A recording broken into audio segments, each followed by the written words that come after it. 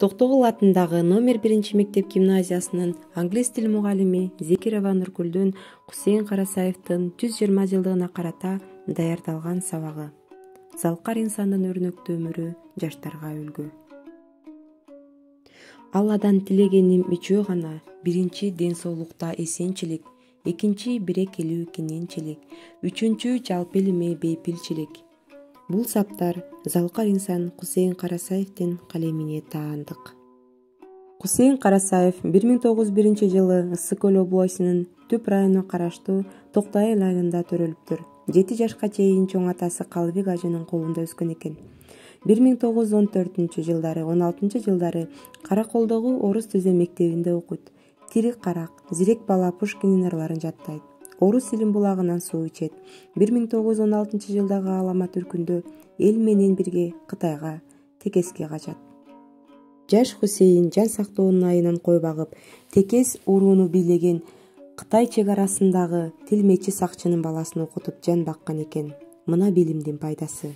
1921 жылы өз элине жерине кайтып келип, 1923-24 жылдары Токтаян айылына селревком болуп иштейт.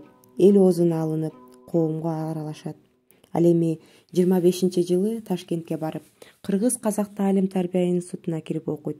Хусейин Ташкентте иштеген Жусуп Абдрахманов, Ишеналы Арабаевдер менен өтө жакын ынак болгон эле. Кыргыздын туңгуч гезити Эркин тоону чыгаруучулардын тобуна кирген. 1924-25 жылдары Орто Азия мамлекеттик университетине жумушчулар факультетинде сабак берген. 1926 жылы Ишеналы Арабаев экөө жаңылык китебин жазышат. Ал китептен Кыргыздын 60% сабатсыздыгын жоюуга жардамчы болот. Ташкенттеги окуусун таштап 1928 жылы Ленинград шаарындагы Чыгыш институтунда туркологиялык семинариясына кирет. Константин Юдахин экөө кыргызча, орусча сөздүккө түзүшкөн. 1931 жылы Ленинграддагы Энокидзе атындагы Чыгыш институтун аяктап, Фрунзеге келип, Адабият институтуна ага кызматкер болуп ишке орношот. Кусейин Карасаев Кыргыздын туңгуч тилчиси, лексикографы жана лексикологу болгон.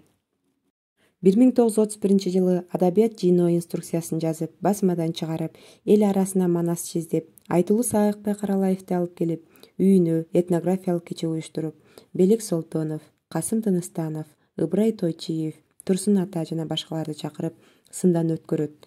Алар бир ооздон Саакбайдын вариантын жазууну жактырышат. Ошентип Саакбай Каралаевдин айтуусундагы Манас эпосун жазып алууну уюштурган. Манас сөзүн манастанууга биринчилерден киргизген бул Кусейин Карасаев болгон. Хусейиндин басып өткөн өмүр жолу ары өрнөктүү, ары өнөрлүү, даңазалуу жол.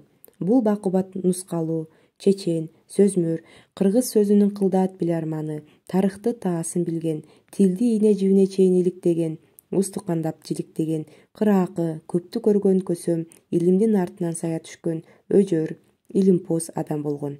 Кайран өмүр текке кеткен жоктура. Бул киши менен баарлашуу да өзгөчө кызыктуу өткөн деп эскеришет. Анын кылып өткөн эмгектери жаңылык, орусча-кыргызча сөздүк, кыргыз тилиндеги жөндөмөлөрдүн семантикасы, орфографиялык сөздүк, түгөйлүү сөздөр, камус-наама, накыл сөздөр 2 томдон турат, өздөштүрүлгөн сөздөр, күлкү-наама, Кусейин-наама, өмүр баян китеби.